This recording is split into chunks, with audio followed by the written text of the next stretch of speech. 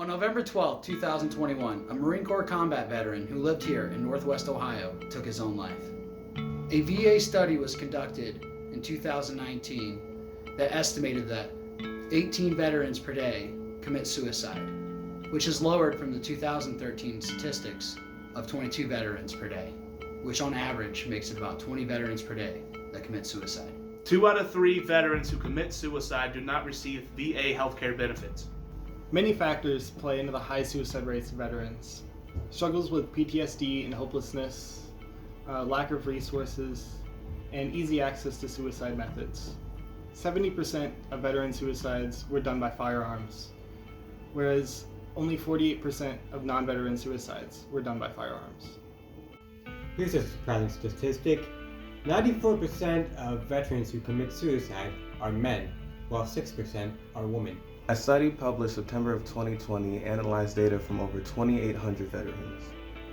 What they found was that veterans who exercise at least 3 times a week were less likely to be screened for PTSD. Task Force 20 was founded November 21st, 2016, with the goal to fund and promote physical fitness activities as a healthy option in dealing with symptoms of PTSD and depression in United States Armed Forces veterans. How I got started was actually in this local gym. I'm from this community. I'm a veteran. I'm still active. I was just working out, liked the veteran-owned gym, liked the feel of the community, and saw some of the information and reached out, grabbed it, liked some of what I saw and looked into it and decided that it was something I wanted to be a part of. Kind of when I got started into the organization, it wasn't even necessarily the suicide rate that really drew me to it. I know from my personal experience, when I got out of the military, it was an instant stop working out, gained 30, 40 pounds, and I just felt like crap about myself. So when Jason came to me with this idea, and I've kind of been through it myself, even without those kind of, maybe the thoughts going to the next level or whatever, I knew that I could personally relate to it, and that if I could help others that had some feelings like that, whether they be as mild or maybe more extreme than the feelings that I had, then I was on board 100%.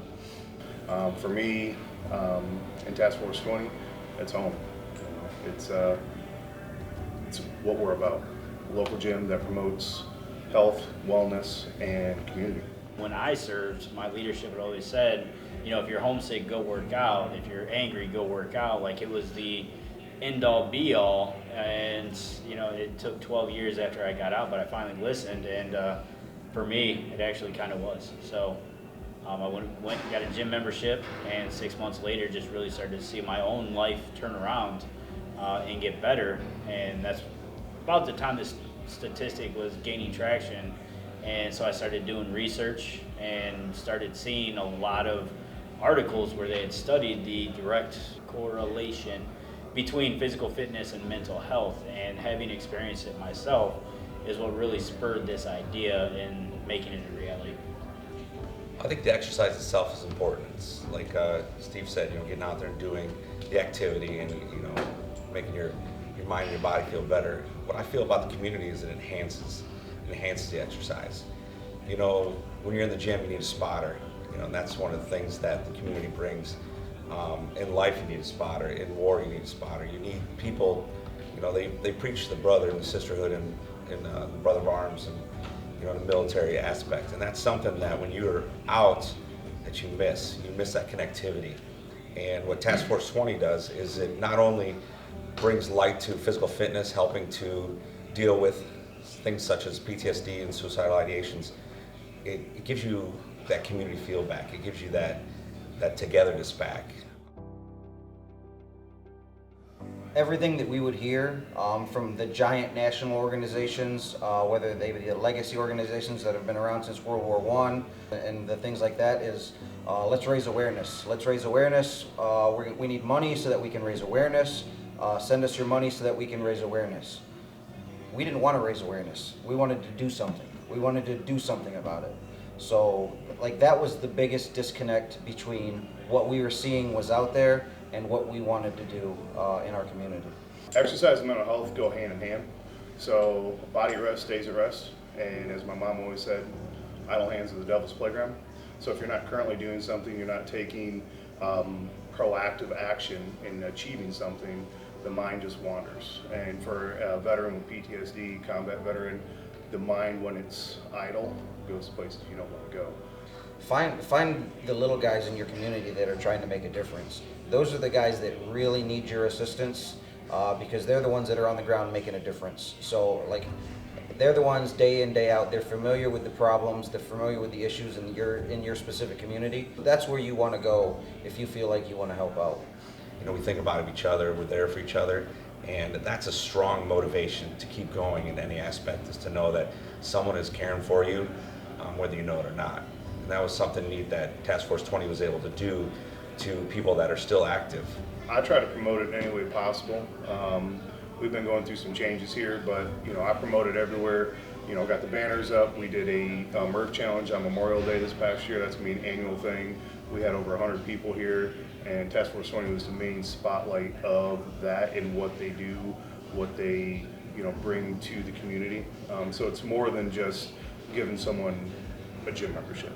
It's tapping them into a resource of other individuals that have same shared experiences, and that's huge. But what we do is our piece, is our physical fitness, and if we can help a veteran through a different avenue, we're going to point them in that direction. So the connectivity that Task Force has, they're ingrained in the veteran community and the veteran organizations that help out anybody.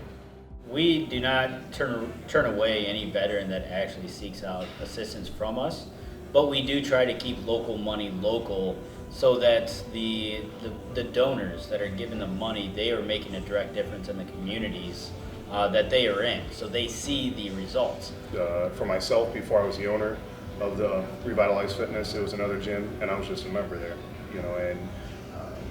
And it touched me in a way to be around a gym of other veterans that understood me and that I could relate with, and they related to me.